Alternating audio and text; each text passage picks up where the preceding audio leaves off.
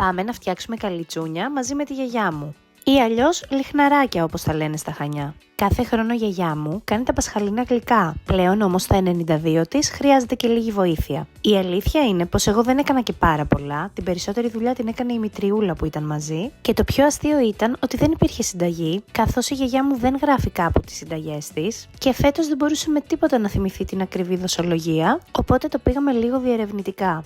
Τα καλιτσούνια αποτελούνται από ένα ζυμαράκι και γέμιση γλυκιάς μυζήθρας ή ανθότυρο όπως λέμε στην Αθήνα. Εμείς στα δικά μας βάζουμε και δυόσμο, βάρσαμο όπως λέει η γιαγιά, και αφού έγινε το ζυμάρι ξεκινήσαμε το πλάσιμο. Είναι το πρώτο Πάσχα χωρίς την άλλη μου γιαγιά, οπότε πλέον η Survivor όπως τη φωνάζω έχει την αμέριστη προσοχή μου και ξέρω πως και η άλλη μου γιαγιά θα χαιρόταν γι' αυτό. Επίσης αποφάνθηκε ότι είμαι πραγματικό ταλέντο στα καλιτσούνια.